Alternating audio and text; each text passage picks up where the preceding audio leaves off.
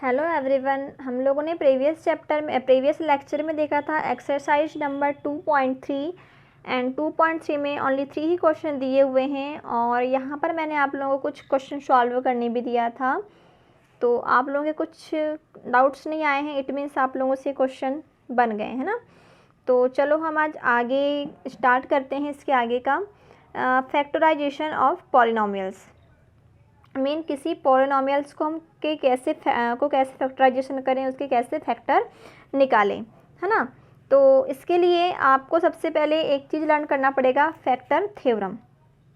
Factor theorem क्या होता है, चलो देखते हैं फैक्टर थ्योरम क्या होता है। तो ये आपको दिया हुआ है आपकी बुक में, if P X is a polynomials of degree n greater than equal 1 and a is any real number then, यानी यदि आपके पास कोई एक पॉलिनोमियल्स पी एक्स है जिसमें डिग्री n से ग्रेटर देन 1 है, मतलब कि डिग्री 1 2 3 जो भी हो, है ना, इस डिग्री का एक पॉलिनोमियल्स है और इसमें एक क्या है, कोई रियल नंबर है, तब फर्स्ट क्या कंडीशन दिया हुआ है, x minus A is a factor of P x, तब पी एक्स का फैक्टर x माइनस ए तब कहलाएगा जब पी ए इक्वल 0, है ना।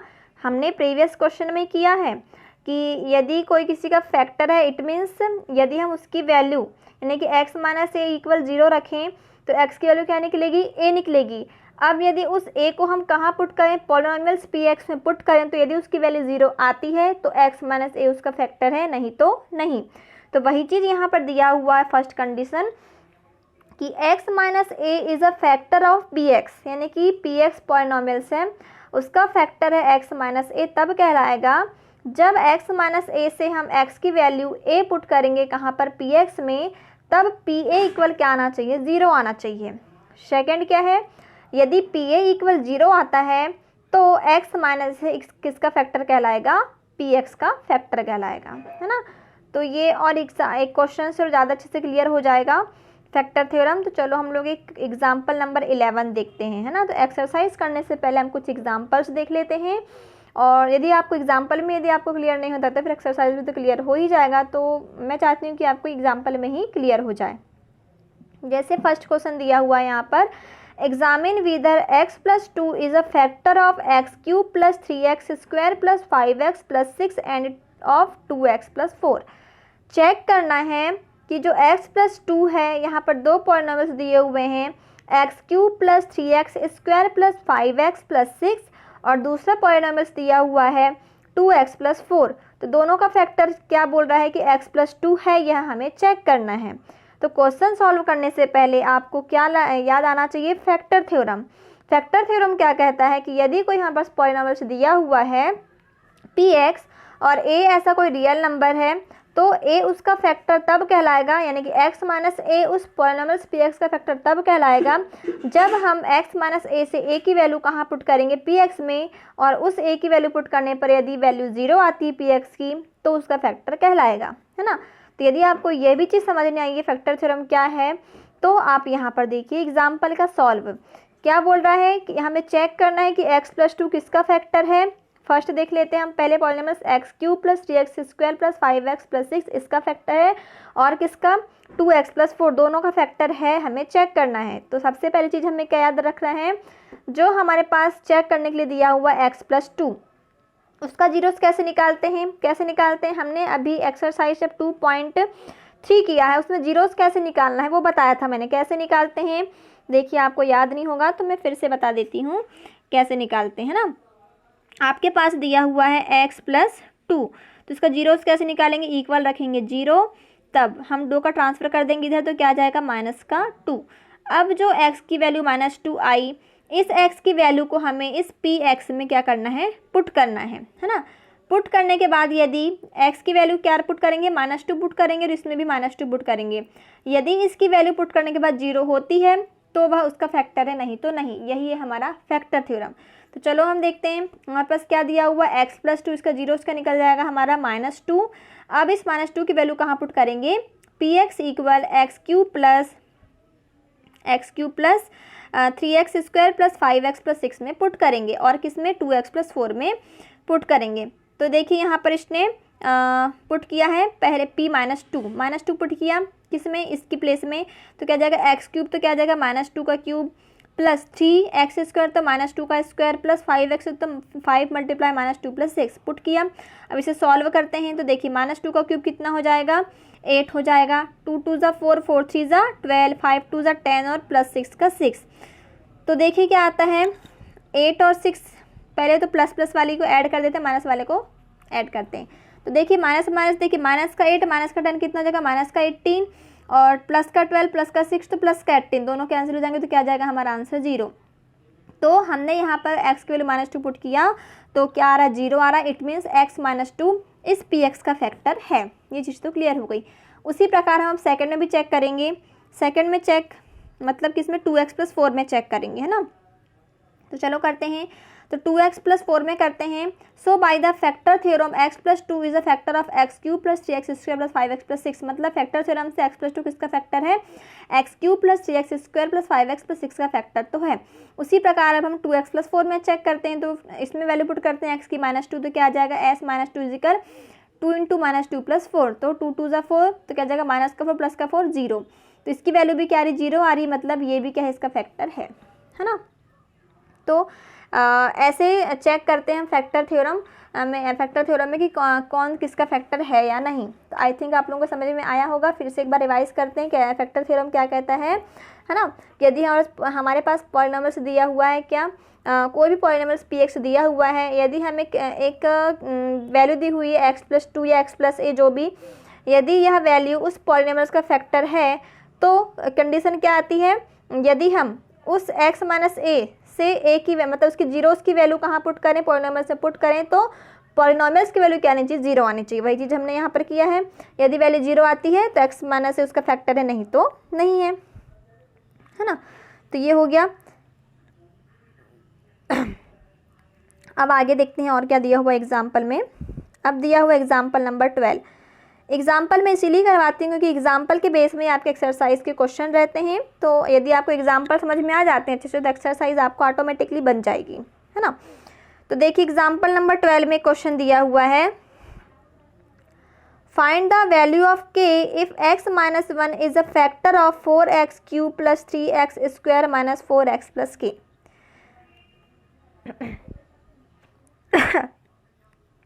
तो हमें k की वैल्यू निकालनी है।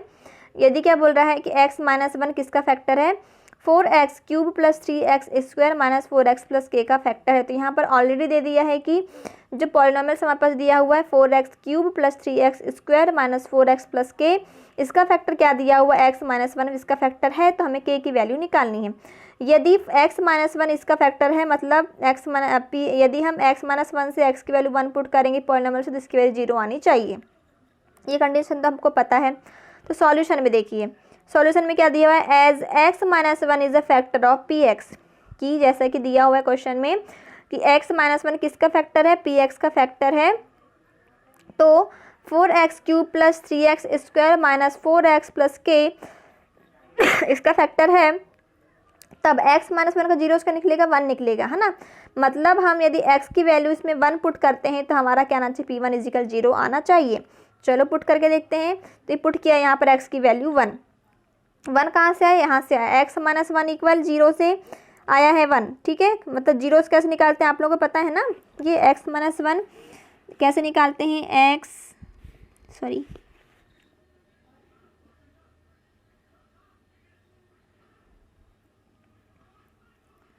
कैसे निकालते हैं फिर से बता देती हूँ।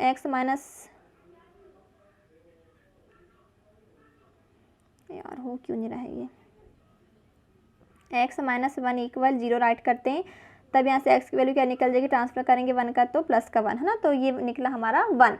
अब इस 1 की वैल्यू हमें इस पॉलिनोमियल से पुट करना है px में, तब पुट करने पर यदि हमारी वैल्यू 0 आती तो ये फैक्टर है। तो ऑलरेडी दिया है कि फैक्टर है, मतलब इसकी वैल्यू क्या आएगी 0 आएगी ही। तब हम क्या करेंगे, p1 = 4 × 1 का क्यूब + 3×1² - 4 + k = 0, है ना। तो 4 1 क्यूब तो 4 ही आएगा, प्लस 3 1 स्क्वायर तो 3 आएगा, माइनस 4 1 ज़ा 4 ही आएगा और प्लस का k = 0। सॉल्व करेंगे तो k की वैल्यू कितनी आ गई, -3। तो ये आ गया हमारा आंसर, k की वैल्यू कितनी आ गई, -3। ठीक है। ऐसी क्वेश्चन आपको एक्सरसाइज में मिलेंगे तो बनने चाहिए। ये तो हो गए। अब आते हैं हम मिडिल टर्म को कैसे स्प्लिट करें किसी भी पॉलिनोमियल्स के, है ना। ये बहुत ही इम्पॉर्टेंट क्वेश्चन है और ये एग्ज़ाम में आते ही आते हैं और ये आपको बनना ही चाहिए, है ना। तो क्या देखना है हमको कि यदि हमारे पास कोई पॉलिनोमियल्स दिया हुआ है तो उसके मिडिल टर्म को कैसे स्प्लिट करें, कैसे तोड़ें और उसके फैक्टर निकालना है। क्या करना है, पॉलिनोमियल्स के फैक्टर कैसे निकालना है। तो फैक्टर निकालने के लिए हमें उसके मिडिल टर्म को तोड़ना पड़ता है ना। तो यह एग्जाम्पल से ही आपको क्लियर हो जाएगा, बहुत सिंपल है, थोड़ा सा आपको लॉजिक लगाना पड़ेगा, इसमें हो गया। देखिए एग्जाम्पल नंबर 13 में क्या दिया हुआ, factorise 6x² + 17x + 5 by splitting the middle term and by using the factor theorem. तो यह बोल रहा है कि आपको एक पॉलिनोमियल्स दिया हुआ है 6x² + 17x + 5, इसे आपको फैक्टराइज करना है मिडिल टर्म को स्प्लिट करते हुए और यूज़ करना है फैक्टर थ्योरम का। तो सॉल्यूशन नंबर 1, है ना। तो देखिए सबसे पहले तो हम देखते हैं फैक्टराइजेशन मिडिल टर्म को हम कैसे स्प्लिट करें। तो देखिए, है ना, आपको यहाँ पर दिख रहा होगा मिडिल टर्म क्या है, 17x है। तो सबसे पहला काम आपको क्या करना है, यदि आपके पास कोई भी पॉलिनोमियल्स दिया हुआ है, यदि आपको उसको ब्रेक करने के लिए बोल रहा है, तो सबसे पहला काम आपको क्या करना है कि जो x² का जो कोफिशिएंट दिख रहा है वो और जो कांस्टेंट वैल्यू दिख रही है वो दोनों का आप मल्टीप्लाई कर लें।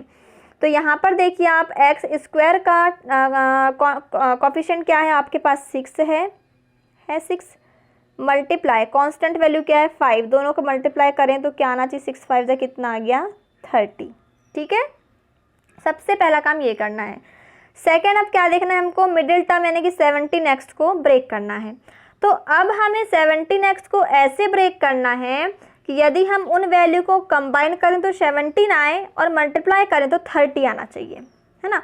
तो ऐसी कौन सी वैल्यू है, आपको ये लॉजिक लगाना है कि हम 17x को ऐसे ब्रेक करना है कि उन वैल्यू को हम जोड़ें तो 17 आए लेकिन मल्टीप्लाई करें तो 30 भी आना चाहिए।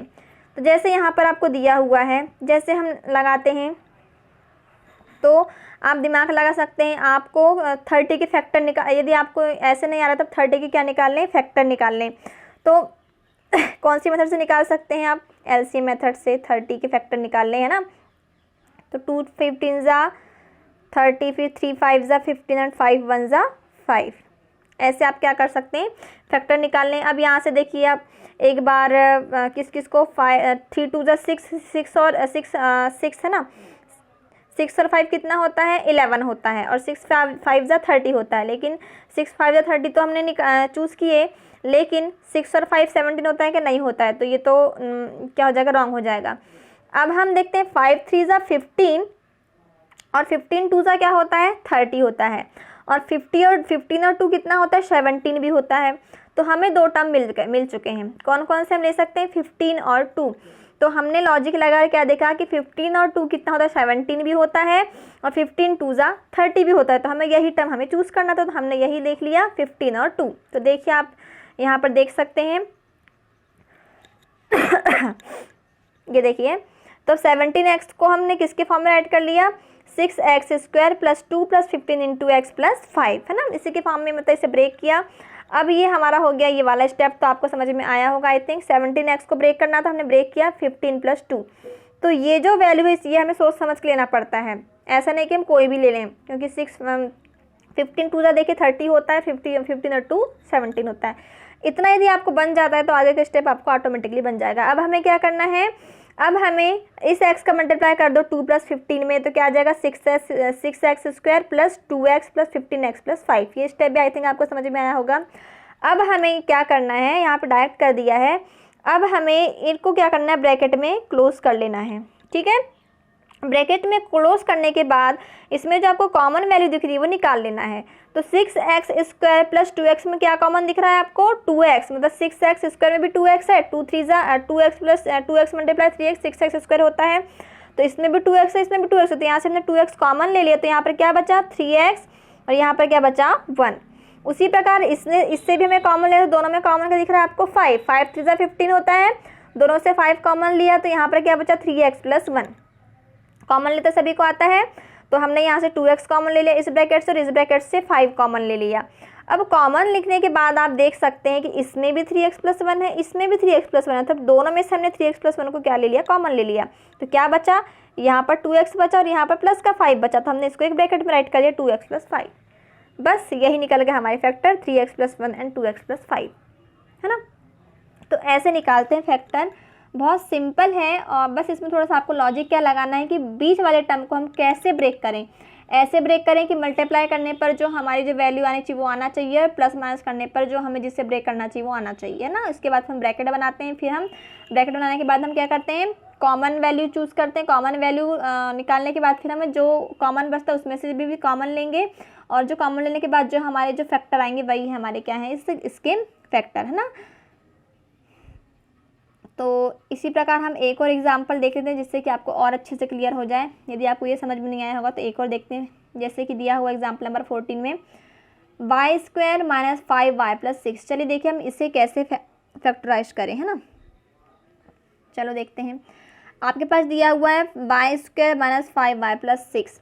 तो मैंने सबसे पहला काम क्या बताई थी, y² का कॉफिशिएंट क्या है 1, मल्टीप्लाई कांस्टेंट वैल्यू क्या है 6, तो 6 × 1 = 6। सबसे दोनों पहले क्या करो, दोनों का मल्टीप्लाई कर लो, तो कितना है हमारा 6। अब हमें इस -5 को, y का कॉफिशिएंट क्या है -5, इसी को ब्रेक करना है। तो -5 को ऐसे ब्रेक करना है कि मल्टीप्लाई करने पर क्या आए 6 आए और प्लस माइनस करने पर 5 आए। तो आप देख सकते हैं कौन कौन सी वैल्यू 6 के फैक्टर निकालते तो 1 2 3 इसके फैक्टर हैं, है ना। तो आप देखिए 6 में से यदि हम 1 माइनस करते हैं तो 6 × 1 = 6 और 6 1 = 6 और 6 में से 1 गया 5, दो फैक्टर हैं इसके। और 2 3 से भी कर सकते हैं, 2 3 = 6 और 2 और 3 5, दोनों फैक्टर इसके निकल सकते हैं।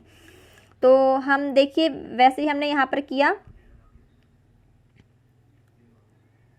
यहाँ पर तो कुछ और ही किया है ना। तो मैं बस इसे अपने सिंपल इसमें बता देती हूँ, है ना। y² माइनस, इसको हम 2y - 3y कर सकते हैं,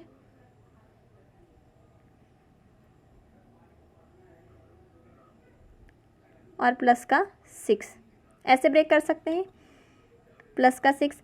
फिर देखिए अब यहाँ से आप क्या कर लें, ब्रैकेट बना लें, तो ये हो जाएगा आपका y² - 2y, यहाँ से माइनस कॉमन लिया तो 3y - 6। फिर क्या करना है, कॉमन लेना। तो यहाँ से दोनों से कॉमन क्या दिख रहा है आपको, y कॉमन लिया तो यहाँ पे क्या बचेगा y - 2, यहाँ से माइनस का 3 कॉमन लिया तो y - 2।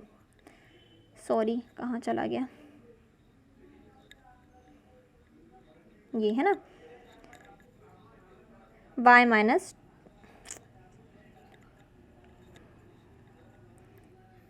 - 2। दोनों से क्या कॉमन दिख रहा है आपको, y - 2, दोनों से कॉमन ले लिया y - 2, तो यहाँ पर क्या बचा y - 3, ये निकल गया आपकी फैक्टर। तो ऐसे निकालना है फैक्टर, है ना। तो आपको समझ में आएगा 2 3 = 6, तो 2y - 3y ब्रेक कर लिया, 2 3 = 6 भी होता है। फिर हमने दोनों को ब्रैकेट में लिया, y² - 2y को, इधर से 3y + 6 को ब्रैकेट में लिया।